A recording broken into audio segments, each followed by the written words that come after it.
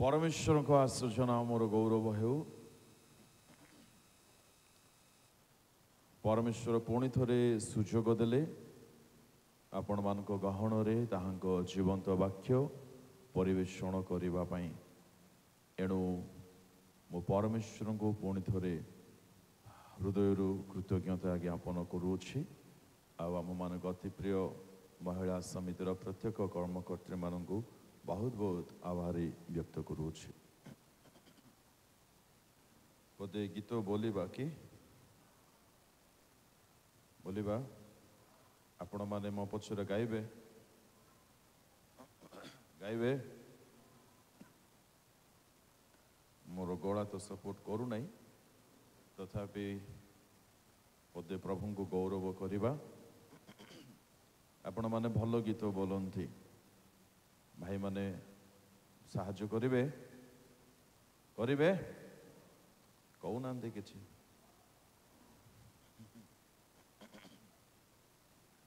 Mic गोटे गोटे धरतु भौणी माने गोटे माइक भाई माने गोटे माइक आ मु गोटे नवा गीत गाइबी आपण माने ताहा यूट्यूब रे पाई जिवे यूट्यूब रे जदि मोर नाम मारिबे गीतर नाम जिहोवा मो प्रभु केते जण शुणी चंती कि भूल रे आपण मानक मधुर के शुणी चंती जिहोवा मो प्रभु आम गजपतिर ओडिशा राज्यर सुप्रसिद्ध अति प्रिय प्रभुंक दास अमित पाणी महाशय ताहा कहिसेंती आउ ताकू लिखिबा पई प्रभु मते बहुत अनुग्रह करिसेंती थरे निश्चय सुनिबे आउ अन्य मानकु भी शेयर करिबे करिबे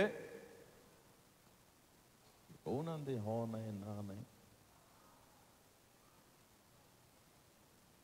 गीत एपरे आरंभ हुए जेको मात्र सम्राट अटंती कहतु जे ईश्वर गणर ईश्वर अटंती ये आमर नेटवर्क नाई नहीं कि ना आपण मैंने देखी था अच्छी कि नेटवर्क का मोबाइल रे नाई जाओ भल न था सेटा भलटा नाई जे ईश्वर गणर ईश्वर अटंती चेपंडी आपण माने भी टिके टिके इच्छा नथिले मते कहि दियंतु जे राजगणर प्रभु अटंती प्रभु अटंती ताहांक नाम जिहोवा अटे ताहांक नाम जिहोवा जिरी कौन अटे पियानो वाला पढ़िले कि पियानो वाला पढ़िले जा हो भल कले हालेलुया आपण मान टिके कहू ना एथि पई मु कहू टिके जोर से कहू hallelujah hallelujah praise the Lord praise the Lord बोलो जीसुंकर प्रभुंकर जय सदा प्रभुंकर हालेलुया हालेलुया टिके पड़ोस लोक को अनांतु हाथ धरंतु नहीं बेसी सफा हिथबो केवल टिके अनै दियंतु पड़ोसी लोक को टिके अनांतु आउ कहंतु आज्ञा अरे कहो ना भाई हाँ टिके जोर से कहो आज्ञा एबे लिमा आज्ञा पुणी नवा गीत मु पड़ोसी नहीं पड़ोसी कौन नहीं कहतु माँ मैंने टिके कहतु आज्ञा कहतु इनती बोली कहतु आज्ञा एबे गोटिए नवा गीत गाइबे आपण मध्य तांको पछरे पछरे गाइबे मात्र बोले कहतु हालेलुया जिहोवा जिहोवा सब पशिजीव मो भितर ना केमती ए प्रभु रक्षा करंतु आज्ञा पसले पसो नहीं कि हाँ कोई नांती तो जिहोवा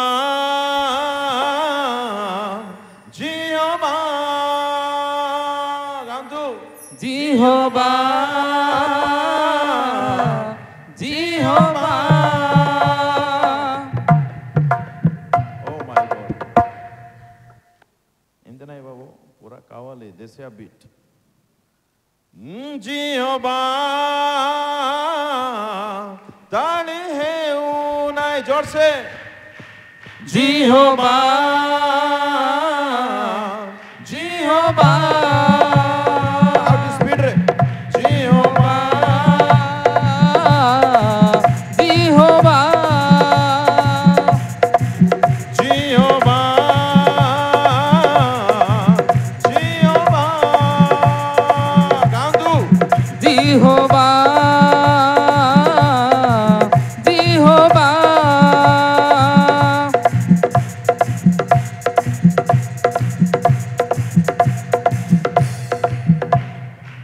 ଆଉ ଟିକେ ଚେଞ୍ଜ କରନ୍ତୁ ବିଟ୍ ହଁ ଆପଣ ଭଲ ବଜାଉଛନ୍ତି ଧନ୍ୟବାଦ ଆଉ ଟିକେ ଭଲ ହେଇପାରିବ ରାଗୁନାହାନ୍ତି ତ जिहोवा ହିଁ ପ୍ରଭୁ ଅଟନ୍ତି ପାଳନ ସେ ଆମକୁ କରନ୍ତି जिहोवा रही ताली प्रभु हो नहीं। अटंती पालन मते प्रभु करंती जिहोवा ହିଁ ପ୍ରଭୁ ଅଟନ୍ତି ପାଳନ ସେ ଆମକୁ କରନ୍ତି जिहोवा रही प्रभु अटंती पालन से आमकु करंती ହାଲେଲୁୟା हालेलुया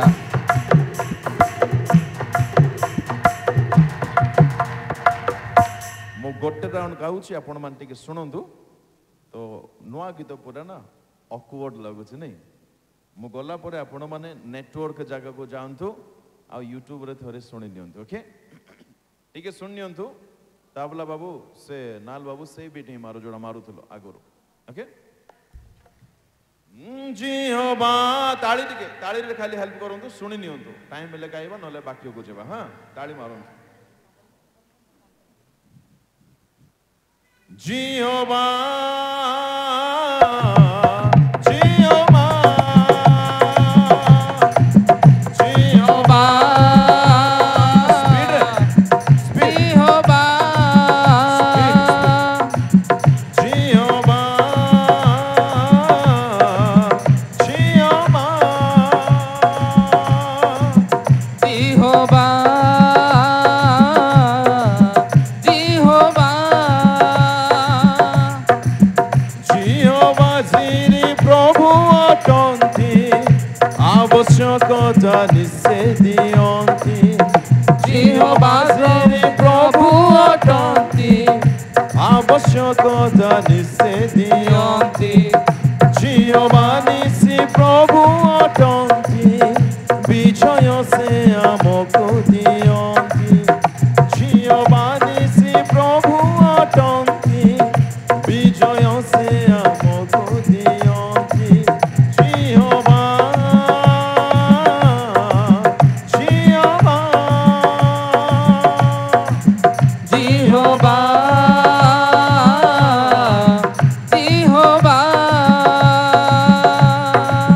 जिहोवा जिनि प्रभु अटन्ति आवश्यकता निश्चय दियन्ति जिहोवा जिनि प्रभु अटन्ति आवश्यकता निश्चय दियन्ति जिहोवा निशि प्रभु अटन्ति विजय से आमको दियन्ति जिहोवा प्रभु अटन्ति विजय से आमको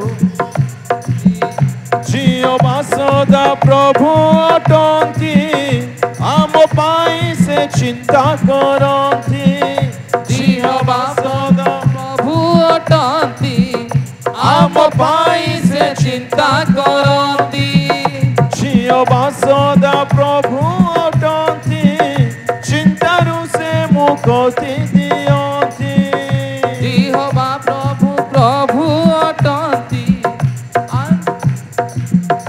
चिंतारु से मुक्ति दियन्ति जिहोवा मो प्रभु मो राजा आमे तो जो तुम्हारी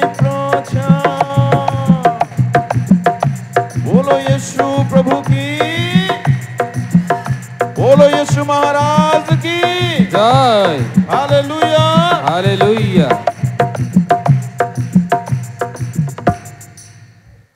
प्रभु आउ केबे सुजोग देले ए मशा माछी न थिबा पय प्रार्थना करंतु। Hallelujah, praise the lord. Jehovah Jireh प्रभु अटंती। हालेलुया। अच्छा, एटा मिरेकल करले कि हो वेरी गुड। मशा माछी जीवो जाको सोइबार इच्छा सोई पड़बे। जिहोवा जिरी प्रभु अटंती, आवश्यकता निश्चय जोगांती। जिहोवा निशी प्रभु अटंती, विजय से आमको दियंती। जिहोवा जिहोवा तापरे जिहोवा सदा प्रभु अटंती, आम पाई से चिंता करंती। आम पाई किए चिंता करंती? आज्ञा जिहोवा। उदयगिरी गीत एटा मु गाई आपण माने सुनि नेबे यूट्यूब रे। प्रभु आपण मान को निश्चय बहुत आशीर्वाद करिवे। आसंतु चक्षु बंद करिबा, समय को दृष्टि रे रखि आमे माने आगु को बढ़ुथिबा। Hallelujah hallelujah. स्वर्गीय पिता, तुम नाम को धन्यवाद दउछु प्रभु। वास्तव रे तुम्हे आम्भ मानक पाई जिहोवा सदा प्रभु अट। नित्य नित्य आम्भ मानक जीवनर तत्व तुम्हे प्रभु बहन करुछ। आम्भ मानक पाई तुमे नित्य प्रावधान करबा ईश्वर होई आसीछ। तुमे करिथिबा प्रतिटी मंगल दान पाई सदा प्रभु आमे तुम्ह नाम को धन्यवाद दउछु। प्रभु एते बेला आम्भ मानक सहित तुमे दया बही कथा कुह। आम्भ मानक सकल बंदित्व अवस्थारो जेपरि आम्भे माने उद्धार पाइबो, मुक्ति पाइबो, एही परि तुमे कृपा करि दियो। तुम हस्तरे एही बेलार सेवा को ही समर्पण करी प्रार्थना जीसु को नाम रे मागुछि प्रभु, आमेन।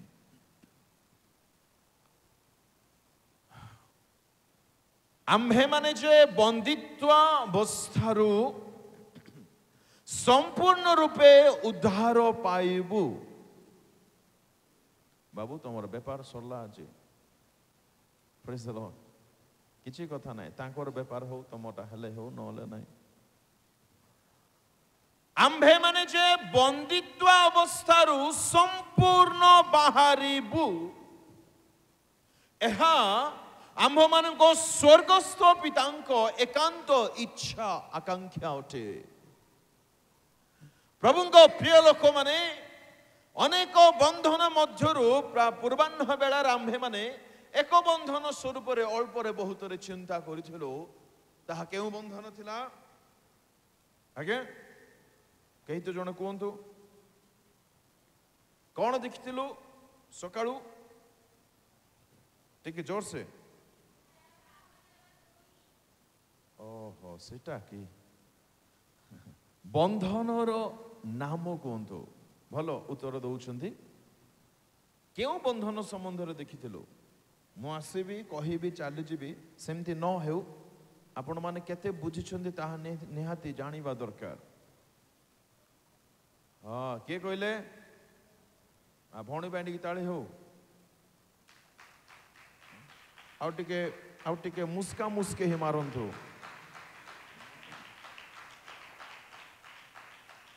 दुख एक बहुत बड़ बंधन अटे, जो बंधन रे आज अनेके भल रूपे बंधा जाइछन्ती। ठीक तापरी आउ एक बंधन आम्भे माने आज एही बेला रे चिंता करिबा। ताहा हेउछि आम्भ मानक अतीत जीवनर खराब विषय मान। अनेक समय कौन हुए, आमे माने निजर अतीत जीवन को नहीं बहुत दुख प्रकाश करि थाओ, बहुत निजको खराब बोली मन करि थाओ। जानती प्रभुंक लोक माने एक व्यक्ति जदि आपणार अतीत जीवन को धरी ବର୍ତ୍ତମାନ ସମୟ ଅତିବାହିତ କରିବେ ତେବେ ସେ କେବେ ମଧ୍ୟ ମୁକ୍ତର ଜୀବନ ବିତାଇ ପାରିବେ ନାହିଁ।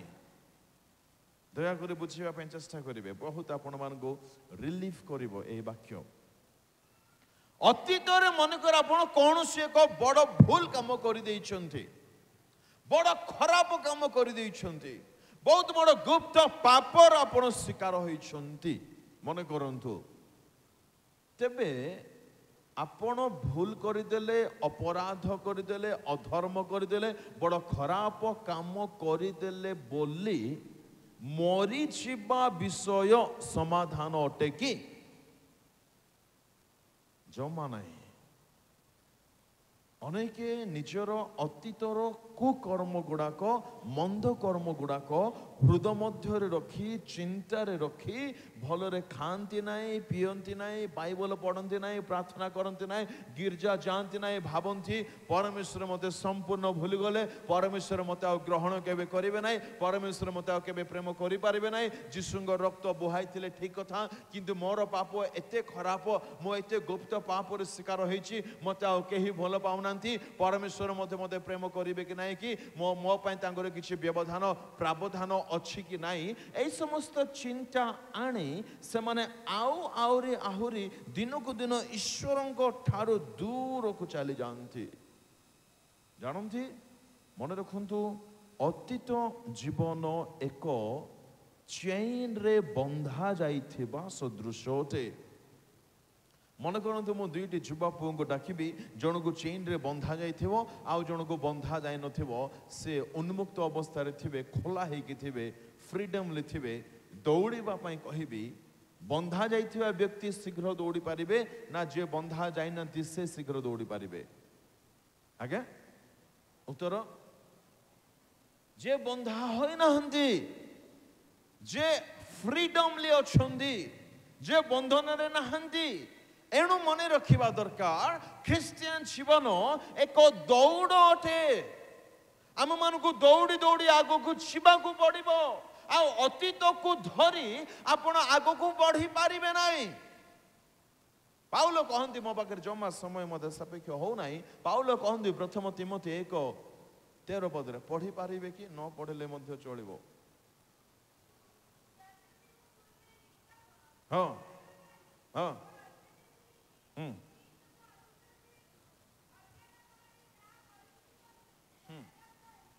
ପୂର୍ବେ ପାଉଲ କହୁଛନ୍ତି, ଶୁଣନ୍ତୁ ଧ୍ୟାନରେ ପ୍ରଭୁଙ୍କ ଲୋକମାନେ, ଯେଉଁମାନେ ଏଇ ବନ୍ଧନର ଶିକାର ହେଇକି ବସୁଛନ୍ତି, ମୁଁ ବେକାର, ମୁଁ ଖରାପ, ମୁଁ ପାପୀ, ମୁଁ ଅପରାଧୀ, ମୋର ଆଉ କିଛି ଆଶା ନାହିଁ, ପ୍ରଭୁ ମୋତେ କେବେ ଗ୍ରହଣ କରିବେ ନାହିଁ। ମୁଁ କହିବା ପାଇଁ ଚାହେଁ, ଏହା ଶୈତାନର ଏକ ପ୍ରମୁଖ ବନ୍ଧନ ଅଟେ। ଶୈତାନ ସବୁବେଳେ ଆପଣଙ୍କ ମନରେ ଏଇ ଚିନ୍ତା ଆଣିଦେବ, ତୁ ଭଲ ନାହିଁ, ତୁ ଖରାପ ଅଟୁ, ତୁ ବ୍ୟଭିଚାରୀ ଅଟୁ, ତୁ ପାପରେ ପଡ଼ିଛୁ, ପ୍ରଭୁ ଯୀଶୁ ତୋତେ ପ୍ରେମ କରୁନାହାନ୍ତି। ଏଇଟା ମନେ ରଖିବେ, ଏ ସମସ୍ତ ନକାରାତ୍ମକ ଚିନ୍ତା ସମୂହ ପ୍ରଭୁଙ୍କ ଆଡୁ ନୁହେଁ, ନା କେବେ ନୁହେଁ, ଏହା ଶୈତାନର ଅଟେ। ଆଉ ଶୈତାନ ଯେତେବେଳେ ଆମ କାନରେ, ଆମ ହୃଦୟରେ କହୁଥାଏ, ଆମେ ହଁ ମୁଁ ତ ଖରାପ, ମୁଁ ତ ଏମିତି କାମ କରିଦେଲି, ମୁଁ ନିଜକୁ ମଧ୍ୟ କ୍ଷମା ଦେଇପାରୁନାହିଁ। ଷ୍ଟପ୍ ଇଟ୍, ବନ୍ଦ କରନ୍ତୁ ଏସବୁ। ପ୍ରଭୁ ସାହାଯ୍ୟ କରନ୍ତୁ ମୋତେ ସବୁତକ କଥା ରଖିବା ପାଇଁ। ପାଉଲ କହୁଛନ୍ତି ନିଜ ଅତୀତ ଜୀବନ ସମ୍ବନ୍ଧରେ, ପୂର୍ବେ ମୁଁ ନିନ୍ଦକ ଥିଲି, ତାଡ଼ନାକାରୀ, ଅତ୍ୟାଚାରୀ ଥିଲେ। ପ୍ରଭୁଙ୍କ ଲୋକମାନେ ପାଉଲଙ୍କର ପାପ ପରବର୍ତ୍ତୀ ଜୀବନ ଯଦି ଦେଖିବେ, ତାଙ୍କ ପରି ସାଧୁ ଯୀଶୁଙ୍କ ପରେ ପରେ ଯଦି କହିପାରୁଛନ୍ତି ମୋର ଅନୁକରଣ କର, ସେ ବ୍ୟକ୍ତି ଜଣକ ପାଉଲ ଅଟନ୍ତି। କିପରି ସେ ଏତେ ଉତ୍ତମ ଲେଭେଲକୁ ଆସିପାରିଲେ, ତାଙ୍କର ଆତ୍ମିକ ଜୀବନର ସ୍ତର ଏତେ ଉନ୍ନତକୁ କିପରି ଯାଇପାରିଲା? ହାଉ କ୍ୟାନ୍ ଇଟ୍ ବି? ସେ ବା ଅତ୍ୟାଚାରୀ ଥିଲେ, ସେ ବା ତାଡ଼ନାକାରୀ ଥିଲେ, ସେ ଏତେ ଉଚ୍ଚ କୋଟିର ଜୀବନ କିପରି ବିତାଇ ପାରିଲେ? ଦ୍ୱିତୀୟ ତିମୋଥୀ 4:7-8 ସେ କହୁଛନ୍ତି, ମୁଁ ଉତ୍ତମ ଯୁଦ୍ଧରେ ପ୍ରାଣପଣ କରିଛି, ଶେଷ ପର୍ଯ୍ୟନ୍ତ ଦୌଡ଼ି ଅଛି। ଏହା କିପରି ସମ୍ଭବ? କିପରି ସେ ଶେଷ ଯାଏ ଆତ୍ମିକ ଜୀବନରେ ଆଦର୍ଶ ହେଇକି ଦୌଡ଼ି ପାରିଲେ? ସେ ବଡ଼ ଅତ୍ୟାଚାରୀ ଥିଲେ, से पूरा ताड़नाकारी थिले तांको 7-8 पॉइंट मु केवल कहि का आगो बढ़िबे प्रेरित 22:4 जो पढ़िबा पई बहुत तत्पर रहबे प्रेरित 22:4 आ जण पढंतु प्रेरित 22:19 हाँ हाँ एक मिनिट हाँ कारागार रे पकाई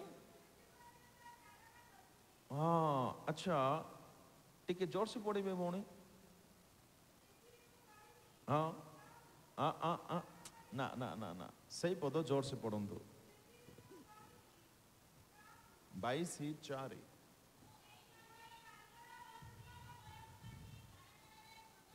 हाँ कारागार रे किए पकाउथिले जल्दी उत्तर दियंतु किए पाउलो अच्छा कारागार रे पाउलो पकाउथिले माने पाउलो आईएएस ऑफिसर थिले की कलेक्टर थिले की आईपीएस थिले की एसपी थिले की कारागार रे नहीं की पकाउथिले कारागार को ओडिया रे कोन कुआ जाए अच्छा ओडिया रे जेल इंग्लिश रे कारागार बढ़िया प्रभु आशीर्वाद करंतु पाउलंक अतीत कथा टिके मु रखुची आपण मानकु जो माने निजको मु गली आज्ञा मो द्वारा किछ हबो ना आज्ञा मोर जीवन बेकार हे गेला आज्ञा मु बर्बाद हे गेला आज्ञा स्टॉप इट किछि बर्बाद हे नाही किछि सरी जाय नाही जदि जीशुंक रक्त आज मध्य अवेलेबल अटे आपणकर परित्राणर कार्य आज निश्चय होई पारिबो आपणकर बंधन आज निश्चय खोला होई पारिबो निश्चय होई पारिबो मु बेकार मु खराब मु पाप गले अच्छा आपणकर पो आपणकर झियो मन कर किछि दुष्टामी कले तो आमे तांको घर तोड़ी दे पारिबा कि तांको पिटी पिटी मारी देबा कि तांको सब दिन पई भूली जिबा कि असंभव अटे कौन भाबुचंदी परमेश्वर को आपण को एते प्रेम करंती आपनर एकमात्र पुत्र को देले आपणक पाई जो माने भाबुचंदी मु सबुठ खराब बोली आपणक पाई कालवरी क्रूस रे चढ़िले आकाश पृथ्वी मध्य रे झुलिले निजर समस्त रक्त बहाइछंती तांकर रक्त कौन आज जीवंत नुहे तांकर रक्त कौन आज शक्तिशाली नुहे तांकर रक्त रे कौन आज पाप क्षमार शक्ति नाय तांकर रक्त कौन आपनक पाप सिंदूर वर्ण परि हेले ता कौन शुक्ल वर्ण परि हिम परि करि पारिबो नाय मु खराब मु बेकार हेले कौन हला आपण ठीक अछि भूल करिसंती जे आपण उठिबा पई चाहुछंती ना नाही ताहा मैटर करूछे आ शैतान सब बेले चाहिबो एई व्यक्ति जनक सेई बंधन रे ही थाउ से केबे उद्धार न पाऊ एणु बुझंतो भूल हैला तो जीशु नाहांती की परमेश्वर नाहांती की बाइबल नाही की रक्त नाही की क्षमा नाही की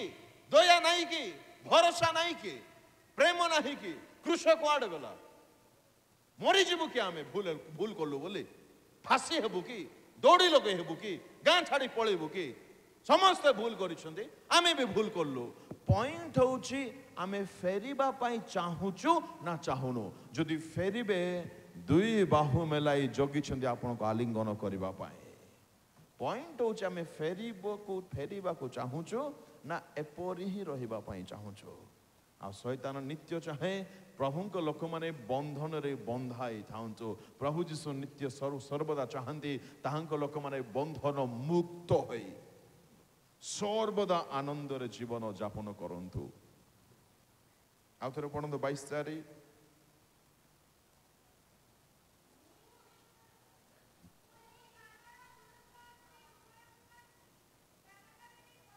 कारागार रे पकाई देखंतु केबे जाय ताड़ना करुथले मृत्यु पर्यंत पेट भरिबा जाए आगे टिके उत्तर देबे पेट भरिबा जाए मु खाइली माने मोर पेट भरिछि ना भरि नै आगे भरिछि मृत्यु जाए ताड़ना कली बोले लोक फिनिश ना बंचिछि फिनिश भावंतु केमिति लोक पाउलो थिले बुझंतु टिके आ से व्यक्ति किपरि कहि पारुछंती I have fought a good fight and have completed my race କିପରି କହିପାରୁଛନ୍ତି ମୁଁ ଉତ୍ତମ ଯୁଦ୍ଧରେ ପ୍ରାଣପଣ କରିଛି, ମୁଁ ନିରୂପିତ ପଥର ଶେଷ ପର୍ଯ୍ୟନ୍ତ ଦୌଡ଼ିଛି। ଅର୍ଥାତ୍ କୌଣସି ଅତୀତର ବନ୍ଧନ, ଅତୀତର ଖରାପ ଦୁଷ୍କର୍ମ ତାଙ୍କ ଜୀବନକୁ ଆଉ ବାନ୍ଧିକି ରଖିପାରି ନାହିଁ। ପ୍ରଥମ କଥା, ସେ ସାଧାରଣ ଜନତାଙ୍କୁ ଅତ୍ୟାଚାର ତାଡ଼ନା କଲେ। ଦ୍ୱିତୀୟରେ ବିଶ୍ୱାସୀମାନଙ୍କୁ 22-19 ଜଲ୍ଦି ପଢ଼।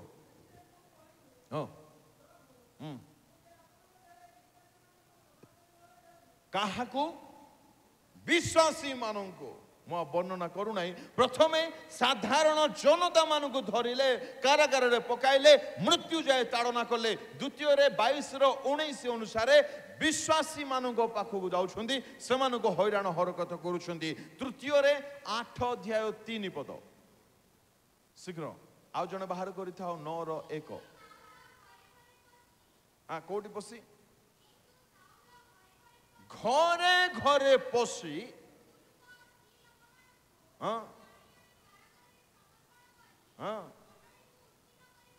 ଦେଖନ୍ତୁ, ପ୍ରଥମେ ସାଧାରଣ ଜନତାଙ୍କୁ ହଇରାଣ କଲେ, ଦ୍ୱିତୀୟରେ ବିଶ୍ୱାସୀ ମାନଙ୍କୁ, ତୃତୀୟରେ ମଣ୍ଡଳୀକୁ ଉଚ୍ଛିନ୍ନ କରୁଛନ୍ତି।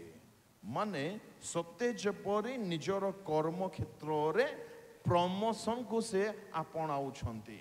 ଜନସାଧାରଣ, ତାପରେ ଟିକେ ଉଚ୍ଚ ବିଶ୍ୱାସୀ, ତାଠୁ ଟିକେ ଉଚ୍ଚ ଧରଣର ମଣ୍ଡଳୀ, ଆଉ ଘରେ ଘରେ ପଶି ଟାଣିକି ଆଣୁଛନ୍ତି। ମାନେ କେଉଁ ପ୍ରକାରର ଦୁର୍ଦ୍ଦାନ୍ତଧାରୀ ଏକ ବ୍ୟକ୍ତି ଥିଲେ ପାଉଲ। ଦେଖିବାକୁ ଏଡ଼ିକିଟା ଗୁଣ, ସ୍ୱଭାବ, ସାହସ, ବାପରେ ବାପ କୁହନି। 9:1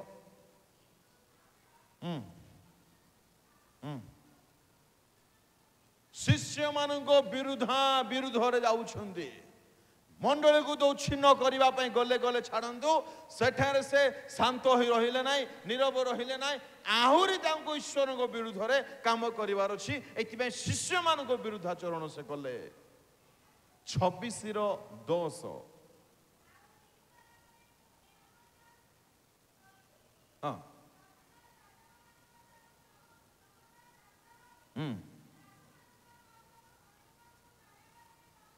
ଦେଖନ୍ତୁ, ଏବେ ଶିଷ୍ୟମାନଙ୍କ ଠାରୁ ଆଉ ପଳିଗଲେ, ବର୍ତ୍ତମାନ କାହାକୁ ତାଡ଼ନା କରିବା ପାଇଁ ଯାଉଛନ୍ତି?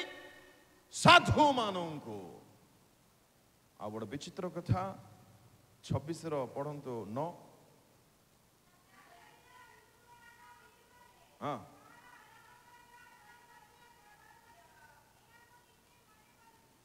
ଆଉ ଟିକେ ସ୍ପଷ୍ଟ ରୂପେ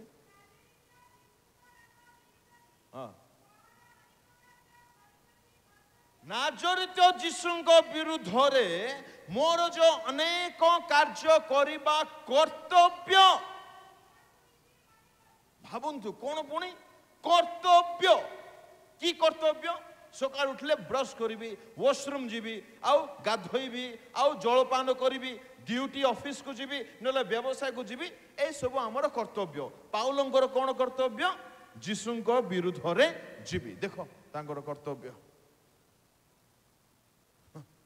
ମାନେ ଯୀଶୁଙ୍କ ଲୋକମାନଙ୍କୁ ତ ହଇରାଣ କଲେ, ତାଡ଼ନା କଲେ, ଅତ୍ୟାଚାର କଲେ, ଯୀଶୁଙ୍କ ବିରୁଦ୍ଧରେ ଯିବା ନିଜର ଡ୍ୟୁଟି ବୋଲି ସେ ମନେ କରିଛନ୍ତି। ଆଉ କେବଳ ସେତିକି ନାହିଁ, ସେ ନିଜ ସମ୍ବନ୍ଧରେ ସାକ୍ଷ୍ୟ ଦେଉଛନ୍ତି। ପଢ଼ିବା 23:6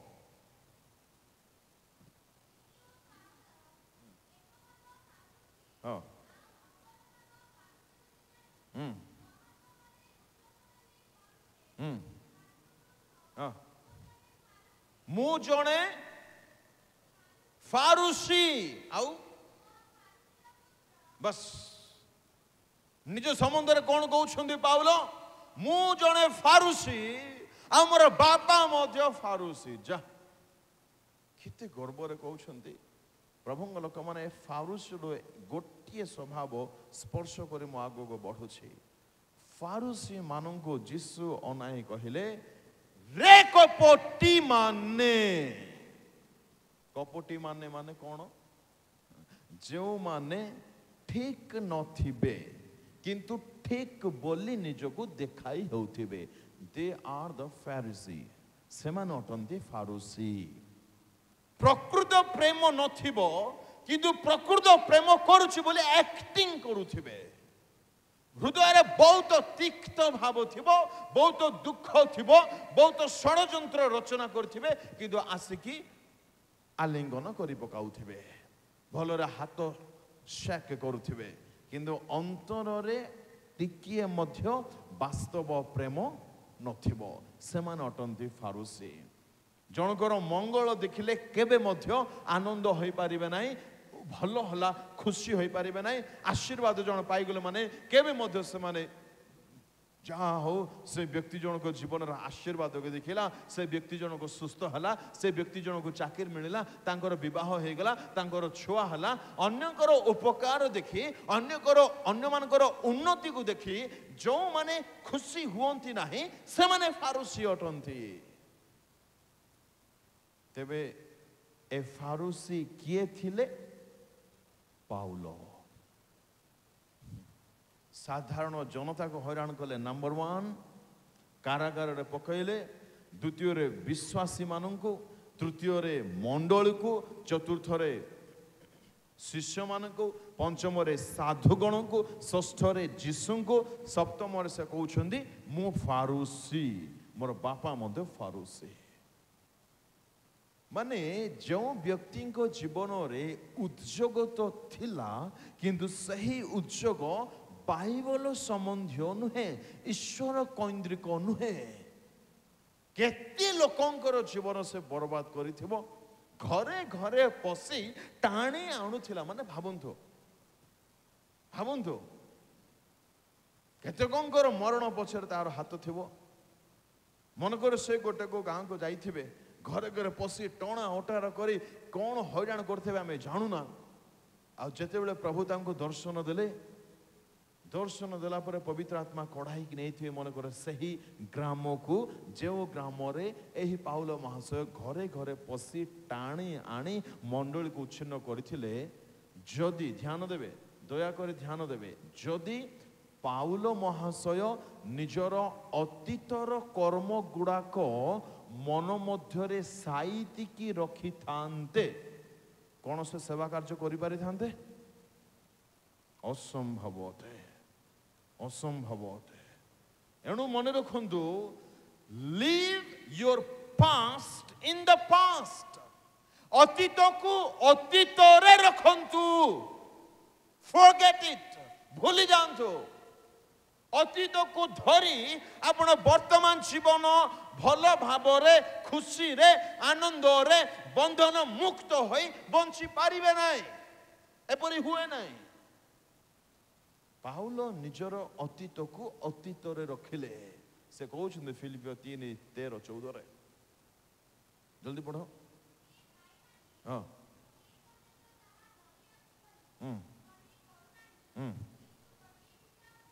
ଗୋଟିଏ ବିଷୟ ପାଉଲ କରୁଥିଲେ, କ'ଣ ସେଟା?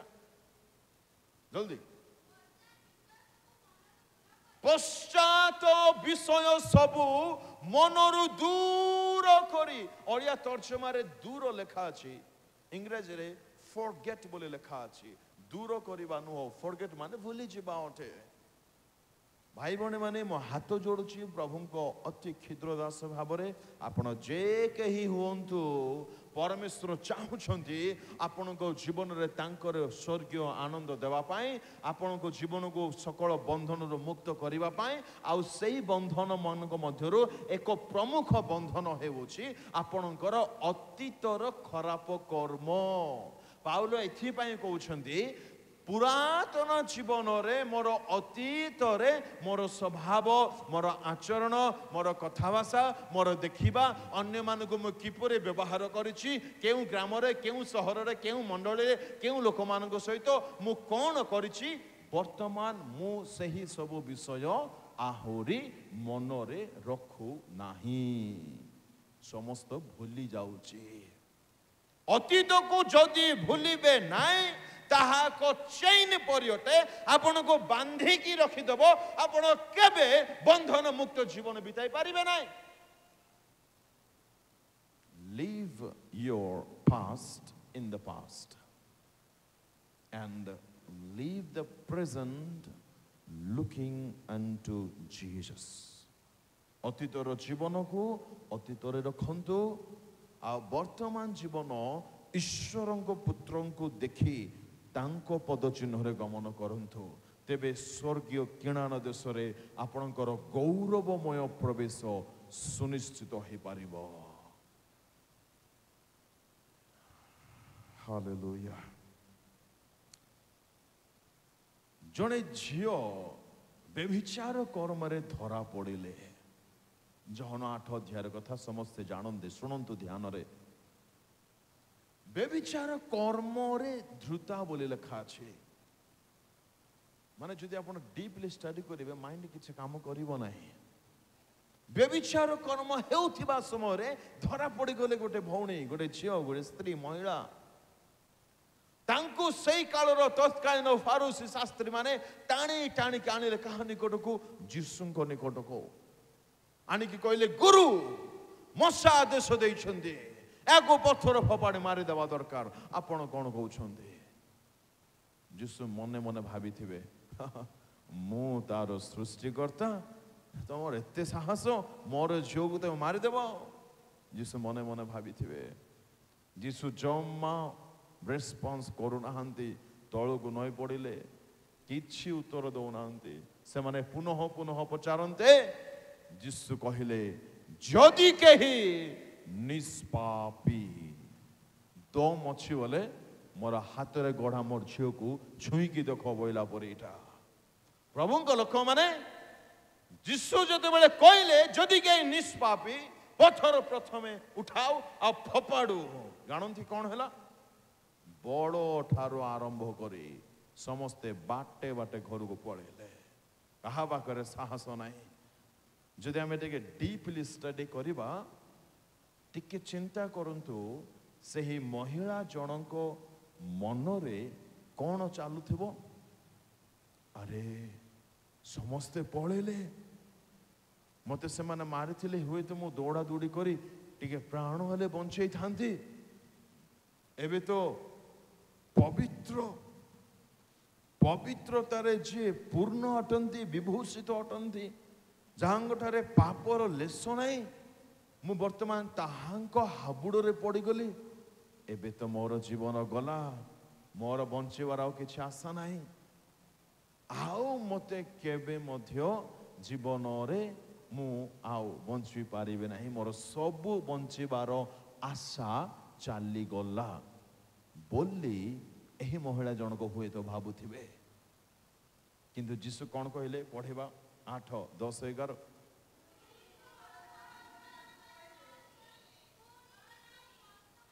ଚୁପ, ଜଣେ ପଢ଼। ଆରେ ପଢ଼ ନାହିଁ ତ, ତୁନି ପଢ଼। ବାଇବଲ ପଢ଼ୁଛ ନା ଡିଷ୍ଟର୍ବ କରୁଛ ନା? ପଢ଼ ନାହିଁ, ପଢ଼ ନାହିଁ। ଯୀଶୁ ମସ୍ତକ ଉତ୍ତୋଳନ କରି ତାକୁ କହିଲେ, ଗୋ ନାରୀ, ସେମାନେ କାହାନ୍ତି? କେହି କ'ଣ ତୁମ୍ଭକୁ ଦଣ୍ଡନୀୟ ବୋଲି ବିଚାର କଲେ ନାହିଁ?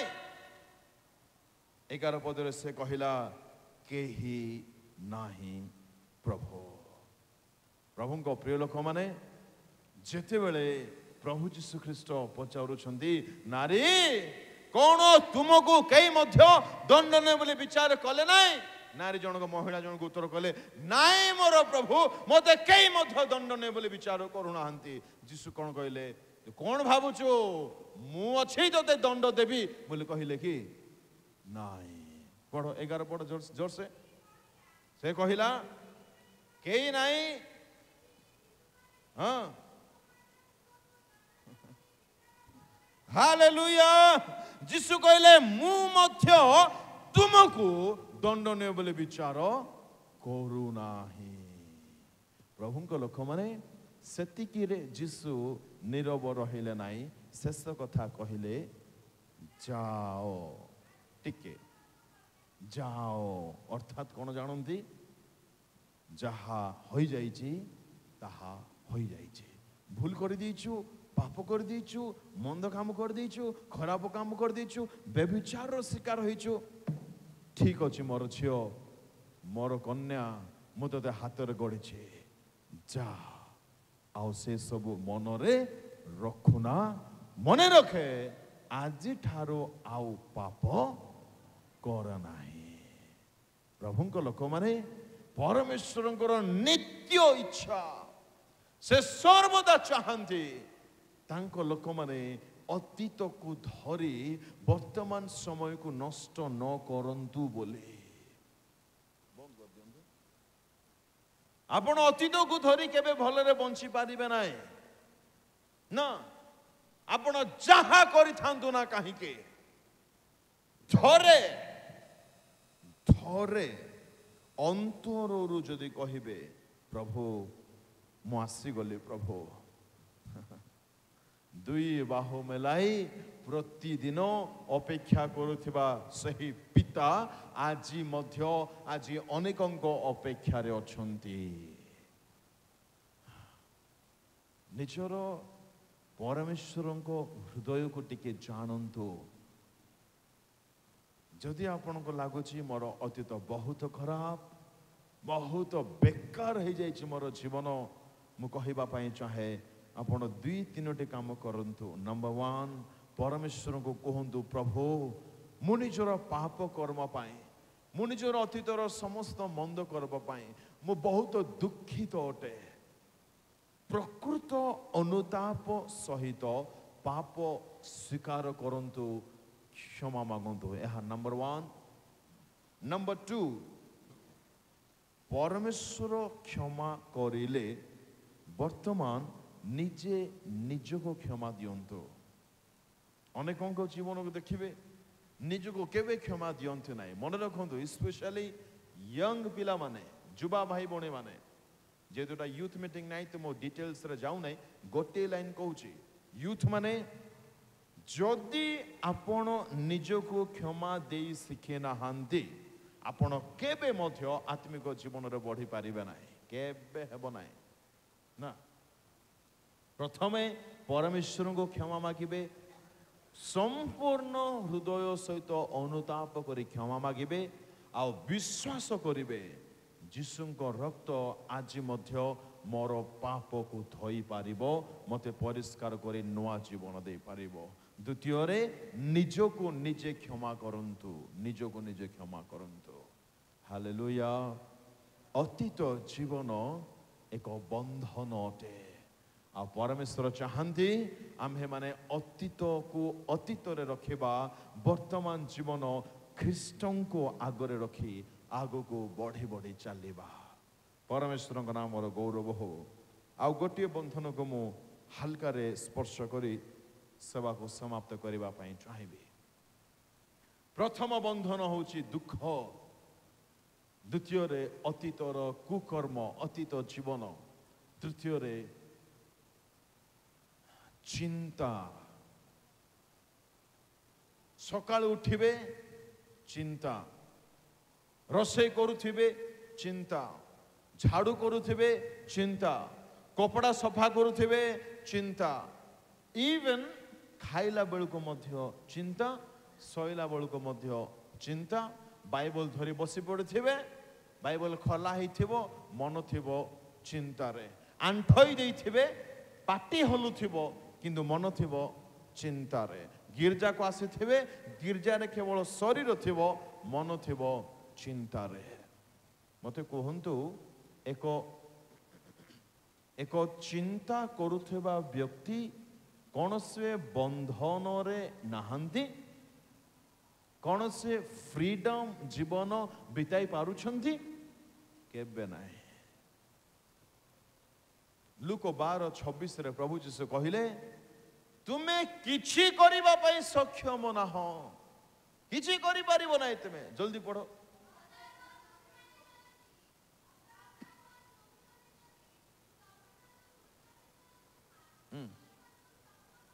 ସବୁଠାରୁ କ୍ଷୁଦ୍ର ବିଷୟ କରିବା ପାଇଁ ଯଦି ତୁମ ପାଖରେ ବଳ ନାହିଁ, ଶକ୍ତି ନାହିଁ, ସାମର୍ଥ୍ୟ ନାହିଁ,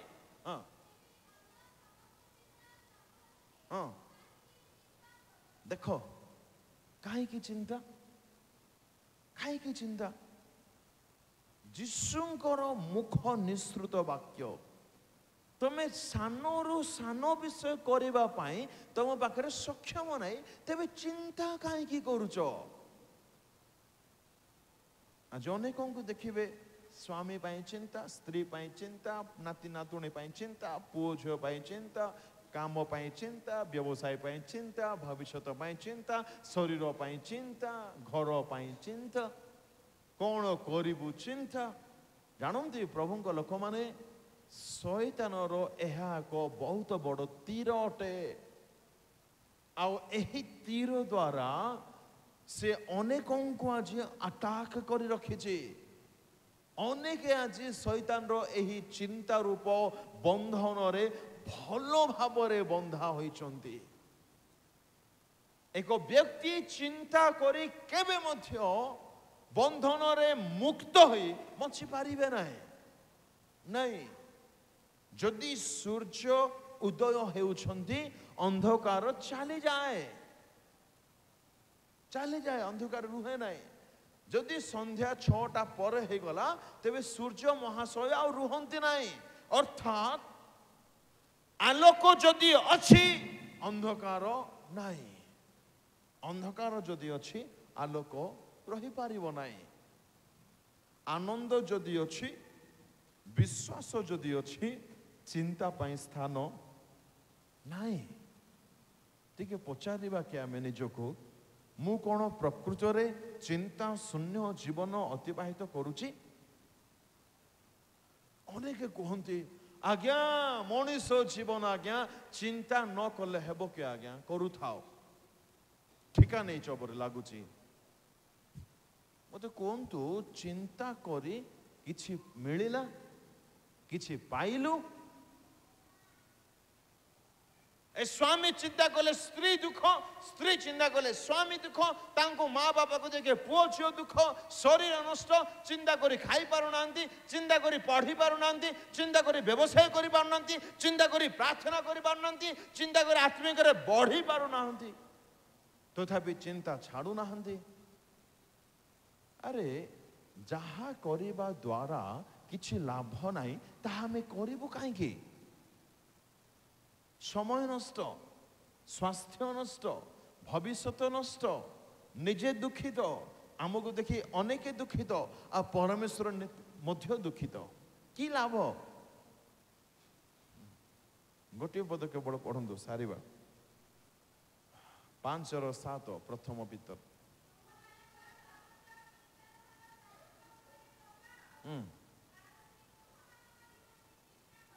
ତୁମର ସମସ୍ତ ଚିନ୍ତାର ଭାର। କେତେ ଚିନ୍ତାର ଭାର? ସମସ୍ତ। ହୃଦୟ ପଟ୍ଟାରେ ଲେଖି କରି ରଖନ୍ତୁ। ସମସ୍ତ ବୋଲି କହିବାର ଅର୍ଥ ନିଜ ଶରୀର, ନିଜର ମନ, ନିଜର ଆତ୍ମିକ ଜୀବନ, ନିଜର କାମ କାର୍ଯ୍ୟ, ତାହା ସହିତ ସ୍ୱାମୀର ସବୁ ବିଷୟ, ସ୍ତ୍ରୀର, ପୁଅର, ଝିଅର, ନାତିର, ନାତୁଣୀର, ଭବିଷ୍ୟତର, ଗୃହର, ଋଣର, ଚାକିରିର, ବ୍ୟବସାୟର, ବ୍ୟାପାରର ସମସ୍ତ ଚିନ୍ତାର ଭାର ତାଙ୍କ ଉପରେ ପକାଅ। ଏଇଟା କ'ଣ? ପାଣି ବୋତଲ। ମନେକର ମୁଁ ୟାର ଢକ୍କନ ଠିପି ଖୋଲିବି ଆଉ ଢାଳିବି, ସବୁତକ ଢାଳିଦେବି। ମୋତେ କୁହନ୍ତୁ, ଏଠାରେ ଆଉ ପାଣି ଦେଖାଯିବା କଥା କି? ଟିକେ ଜୋରସେ। ଆଚ୍ଛା, ଯଦି ଦେଖାଯାଉଛି ତେବେ ମୁଁ ସବୁ ପାଣି ଢାଳିଛି କି? ଏଇଟା ସମସ୍ୟା। ପରମେଶ୍ୱର କହୁଛନ୍ତି, ତୁମର ସବୁ ଚିନ୍ତାର ଭାର ମୋତେ ଦେଇଦିଅ। ଆମେ କହୁଛୁ, ନାଇଁ ପ୍ରଭୁ ତୁମକୁ ବେଶୀ ଚିନ୍ତା ହେଇଗଲା, ତମେ ଟିକେ ଶାନ୍ତିରେ ଥାଅ ପ୍ରଭୁ, ତମେ ତାଙ୍କର ପାଇଁ ଚିନ୍ତା କର, ମୋର ପାଇଁ ମୁଁ ଚିନ୍ତା କରିବି। ମନେ ରଖନ୍ତୁ, ଆପଣ ଚିନ୍ତା କରି କିଛି ପାଇନାହାନ୍ତି, ଚିନ୍ତା କରି କିଛି କରିପାରିବେ ନାହିଁ। ଯଦି କିଛି ପାଇବେ, ଶରୀର ଖରାପ ହେବ, ମନ ଖରାପ ହେବ, ଜୀବନ ଖରାପ ହେବ, ଭବିଷ୍ୟତ ଖରାପ ହେବ। ଆଉ ଜାଣନ୍ତି, ଲୁକ 21 ଅଧ୍ୟାୟ ଅନୁସାରେ, ପଢ଼ ନାହିଁ, ଟାଇମ୍ ନାହିଁ, ଥାଉ, 33-34। ଚିନ୍ତା ଏକ ଚାପଗ୍ରସ୍ତ ବିଷୟଟେ ଆପଣଙ୍କୁ ଦବେଇକି ରଖିଦେବ। ମନୁଷ୍ୟ ପୁତ୍ରଙ୍କ ଛାମୁରେ ଆପଣମାନେ ଉଭା ହେବାକୁ ସକ୍ଷମ ହୋଇପାରିବେ ନାହିଁ। ମୋ ପାଖରେ ସମୟ ନାହିଁ ତାହା ବର୍ଣ୍ଣନା କରିବା ପାଇଁ। ଚିନ୍ତାକୁ ବହୁତ ସାଧାରଣ ବୋଲି ଲୋକମାନେ ଭାବୁଛନ୍ତି। ଆଗମନରେ ନିତ ହେବାକୁ ହେଲେ ଚିନ୍ତା ଶୂନ୍ୟ ହେବାକୁ ପଡ଼ିବ। ଏତେ ଗୁରୁତର ବିଷୟଟେ ଚିନ୍ତା। ପରମେଶ୍ୱର କହିଲେ ତୁମ ଚିନ୍ତାର ଭାର ମତେ ଦିଅ। ଆମେ ଯେ ନାଇଁ ପ୍ରଭୁ ତମେ ନିଅ ନାହିଁ, ଥାଉ, ଦେଖ ଆମର ବୁଦ୍ଧି। ମନେ ରଖ ଭାଇ ଭଉଣୀ ମାନେ, ଚିନ୍ତା କରିବା କାମ ଆମ୍ଭମାନଙ୍କର ନୁହେଁ ନା, ଚିନ୍ତା କରିବା କାର୍ଯ୍ୟ ଈଶ୍ୱରଙ୍କର ଅଟେ। ସେ ଚିନ୍ତା କରିବେ, ସେ ବ୍ୟବସ୍ଥା କରିବେ, ସେ ପ୍ରାବଧାନ କରିବେ। ଜେରେମିୟା ଭାବବାଦୀ ଲେଖୁ ଲେଖୁ ଲେଖିଲେ 32:27 ପଦରେ, ଦେଖ ଆମ୍ଭେ ସଦା ପ୍ରଭୁ ସମଗ୍ର ମର୍ତ୍ତ୍ୟର ପରମେଶ୍ୱରଠୁ is anything too hard for me, says the Lord of hosts. ପରମେଶ୍ୱର କହୁଛନ୍ତି ଆମ୍ଭେ ସମଗ୍ର ମର୍ତ୍ତ୍ୟର ପରମେଶ୍ୱରଠୁ ଆମ୍ଭ ଠାରେ କି କିଛି ଅସାଧ୍ୟ ଅଛି? ପ୍ରଭୁଙ୍କ ଲୋକମାନେ, ଯେପର୍ଯ୍ୟନ୍ତ ପରମେଶ୍ୱରଙ୍କ ଶକ୍ତିକୁ, ପରମେଶ୍ୱରଙ୍କର ପାୱାରକୁ ଆପଣ ବୁଝିବେ ନାହିଁ, ଆପଣ ନିଜ ଜୀବନର ଦୁଃଖର ବନ୍ଧନରୁ, ଚିନ୍ତାର ବନ୍ଧନରୁ, ନୈରାଶ୍ୟର ବନ୍ଧନରୁ କେବେ ମଧ୍ୟ ବାହାରି ପାରିବେ ନାହିଁ। ଯେଉଁ ପରମେଶ୍ୱର ଆଦମଙ୍କ ପାଇଁ ଉଚିତ ପାତ୍ରୀ ଯୋଗାଇ ପାରିଲେ, ସେହି ପରମେଶ୍ୱର ଆଜି ଜୀବନ୍ତ ଅଟନ୍ତି। ଯେଉଁ ପରମେଶ୍ୱର ନୋହଙ୍କୁ, ତାଙ୍କ ପରିବାରକୁ ବର୍ଷ ସାରା ସମ୍ଭାଳିଲେ, ସେହି ପରମେଶ୍ୱର ଆଜି ମଧ୍ୟ ଜୀବନ୍ତ ଅଟନ୍ତି। ଯେଉଁ ପରମେଶ୍ୱର ଅବ୍ରାହମକୁ, ସାରି ବୁଢ଼ୀକୁ 90 ବର୍ଷରେ, 90 ବର୍ଷର ବୁଢ଼ୀର କୋଳକୁ ଯେଉଁ ପରମେଶ୍ୱର ଆନନ୍ଦରେ ପୂର୍ଣ୍ଣ କରିପାରନ୍ତି, ସେହି ପରମେଶ୍ୱର ଆଜି ମଧ୍ୟ ଜୀବନ୍ତ ଅଟନ୍ତି। ମାସ ମାସ ଧରି ସୌତୁଣୀର ଅପମାନ ନିନ୍ଦା ସହି ଗାଁରେ ମୁହଁ ଦେଖାଇ ପାରୁନଥିବା ହାନ୍ନାର ବନ୍ଧ୍ୟାବସ୍ଥାକୁ ଯେଉଁ ପରମେଶ୍ୱର ଭାବବାଦୀର ମାରେ ତୁଳନା କରିପାରୁଛନ୍ତି, ସେହି ପରମେଶ୍ୱର ଆଜି ମଧ୍ୟ ସକ୍ଷମ ଅଟନ୍ତି। ପଢ଼ିବା ଆଇବ 42:2।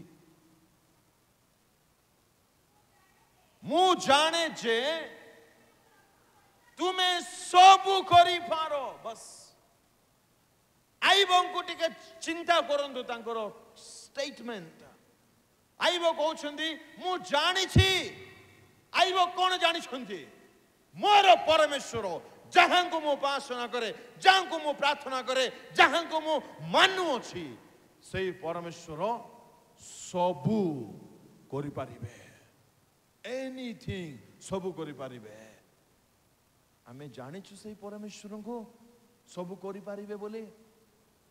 ସବୁ କରିପାରିବେ ମାନେ ସ୍ୱାମୀର ବ୍ୟବସ୍ଥା କରିପାରିବେ, ତାର କାମ କାର୍ଯ୍ୟର ବ୍ୟବସ୍ଥା କରିପାରିବେ, ତାକୁ ସୁସ୍ଥ କରିପାରିବେ, ତାକୁ ପରିବର୍ତ୍ତନ କରିପାରିବେ, ତାର ମଦ ଛଡ଼ାଇ ପାରିବେ, ତାକୁ ନୂତନ ସନ୍ତାନ କରିପାରିବେ, ଆପଣଙ୍କର ବନ୍ଧ୍ୟାପଣ ଦୂର କରିପାରିବେ, ଆପଣଙ୍କୁ ମା ପଦ ଦେଇପାରିବେ, ଆପଣଙ୍କ ଭବିଷ୍ୟତକୁ ଗଠନ କରିପାରିବେ, ଋଣ ଶୁଝିବା ପାଇଁ ସ୍ୱର୍ଗ ଝରକା ଦ୍ୱାର ଖୋଲିପାରିବେ, ଆପଣଙ୍କର ପରିବାରକୁ ସମ୍ପୂର୍ଣ୍ଣ ରୂପେ ପରିତ୍ରାଣ ସାଧନ କରିପାରିବେ। ଆପଣଙ୍କୁ କେବେ ମଧ୍ୟ ସେ ଏକାକୀ ଛାଡ଼ି ପାରିବେ ନାହିଁ।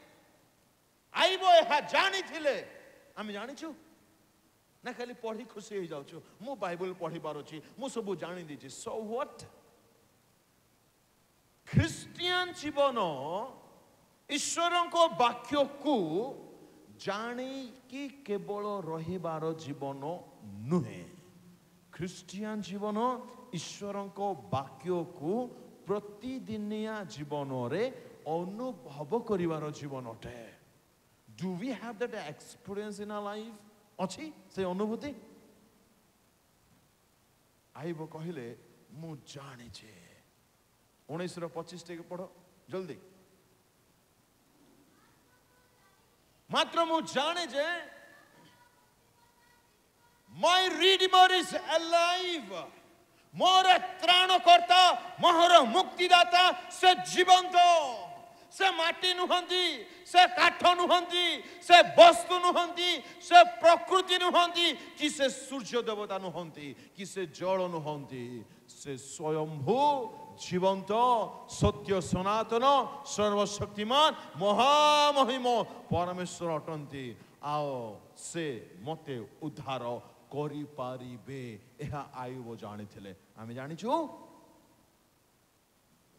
काहे कि हम बंधन जाउ नै काहे कि हम चिंतार भाराक्रांत आसुंद चक्षु बंद करबा समय मते सापेक्ष करू नै समस्त चक्षु बंद गुरु समर्पित हवा मो प्रिय प्रभुଙ୍କ ଲୋକମାନେ आपण चिंता करी किछि पाइ नांथि पाइबे नै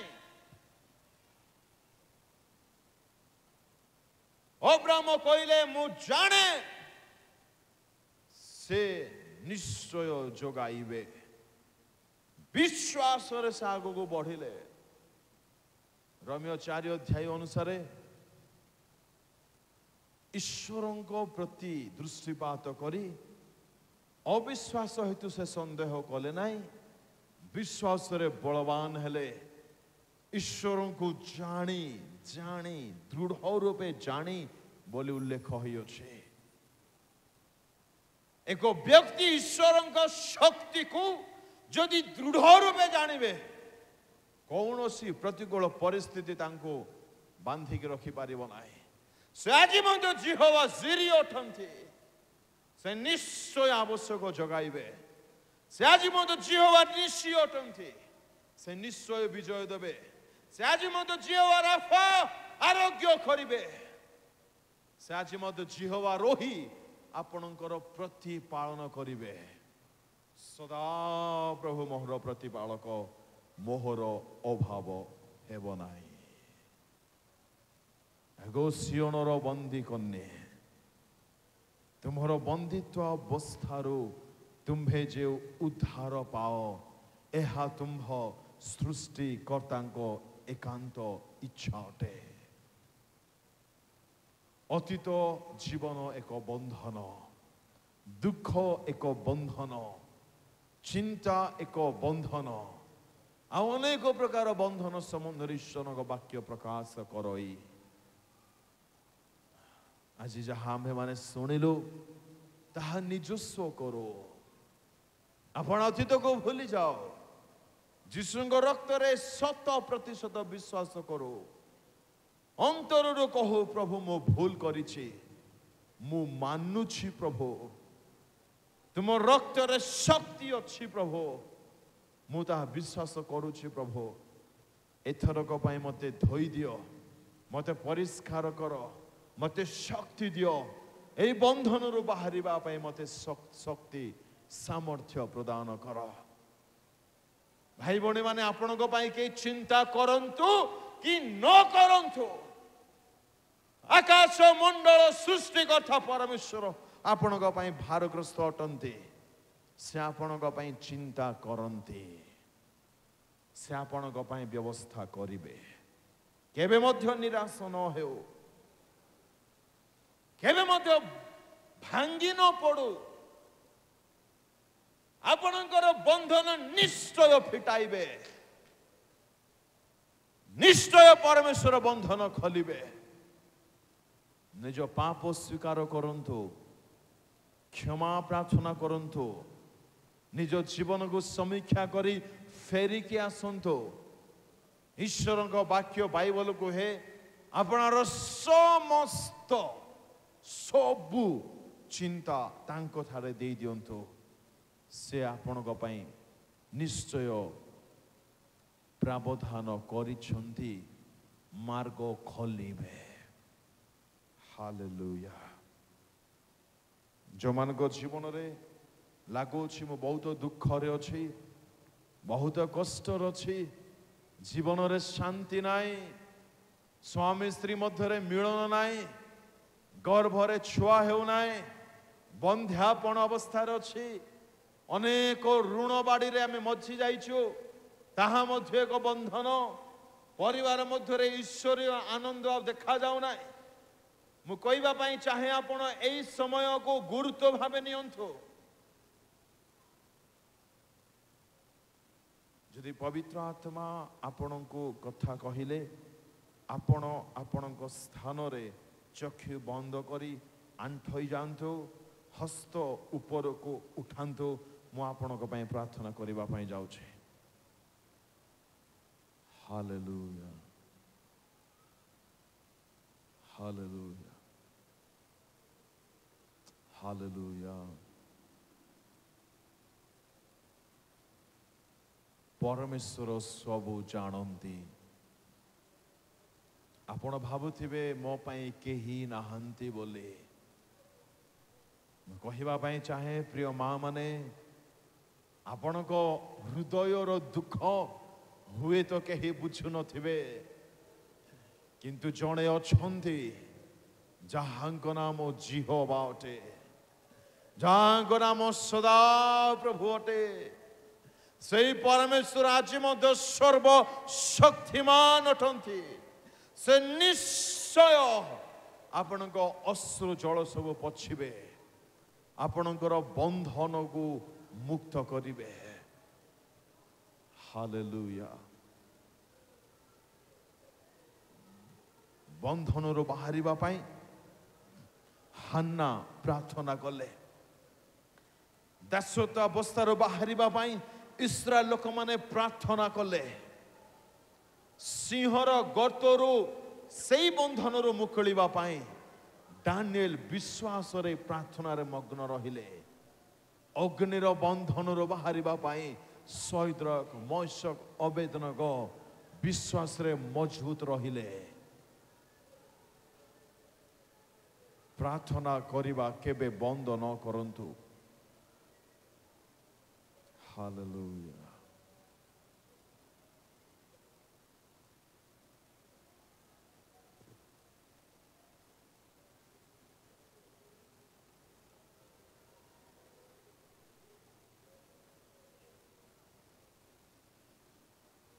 Praise the Lord.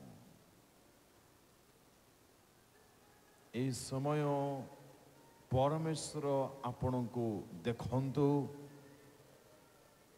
आपण सत्तरे फेरुछंदी एहा परमेश्वर जानंतु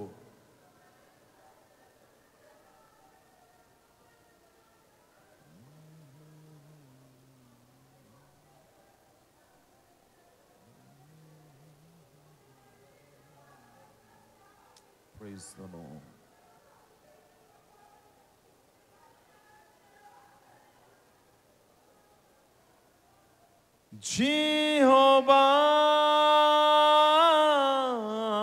Jehovah, Jehovah,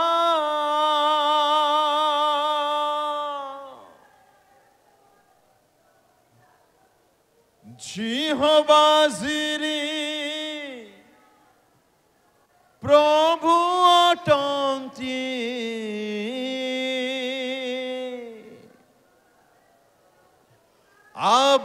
आवश्यकता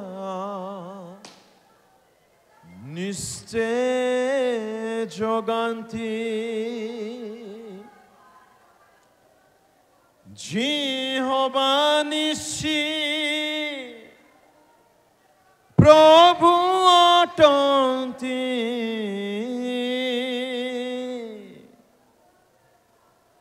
विजय से आमको दियंती जिहोवा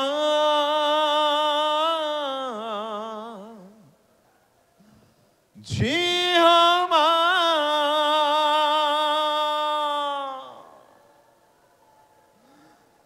जिहोवा रोही प्रभु अटंती आम पाई से चिंता करंती जिहोवा शालोम प्रभु अटंती ନିଜ ଶାନ୍ତି ଆମକୁ ଦିଅନ୍ତି।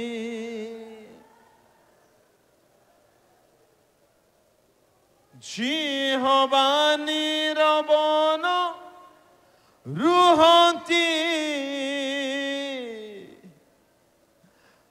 ପ୍ରିୟ ଲୋକମାନେ, ଆପଣ ମାନେ ଯଦି ପରମେଶ୍ୱରଙ୍କୁ ଡାକିବେ, ପରମେଶ୍ୱର ନୀରବ ରହିପାରିବେ ନାହିଁ। ଜିହବା ନିରବନ ରୁହନ୍ତି। ଡାକିଲେ ସେ ଓହ୍ଲାଇ ଆସନ୍ତି। ସେ ନିଶ୍ଚୟ ଆପଣଙ୍କ ପ୍ରାର୍ଥନା ଶୁଣିବେ। ଜିହବା ଜିହବା ମୋ ପ୍ରଭୁ,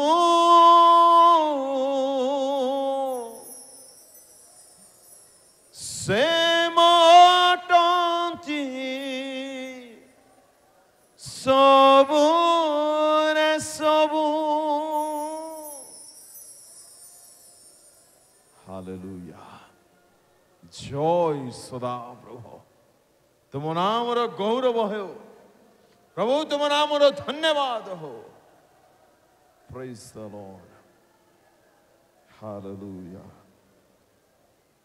ସର୍ବଶକ୍ତିମାନ ପରମେଶ୍ୱର ପ୍ରଭୁ, ଯେତେ ମା ମାନେ, ଭାଇ ମାନେ, ଭଉଣୀ ମାନେ, ତୁମ ପ୍ରିୟ ଲୋକମାନେ ଏହି ସଭାସ୍ଥଳରେ ଅଛନ୍ତି, ଦୁଃଖରେ, କଷ୍ଟରେ, ବେଦନାରେ, ସମସ୍ୟାରେ, ଋଣରେ, ବନ୍ଧ୍ୟା ଅବସ୍ଥାରେ, ଆନନ୍ଦ ନାହିଁ, ଶାନ୍ତି ନାହିଁ, ଚିନ୍ତାରେ, ବୋଝରେ ଅଛନ୍ତି ପ୍ରଭୁ।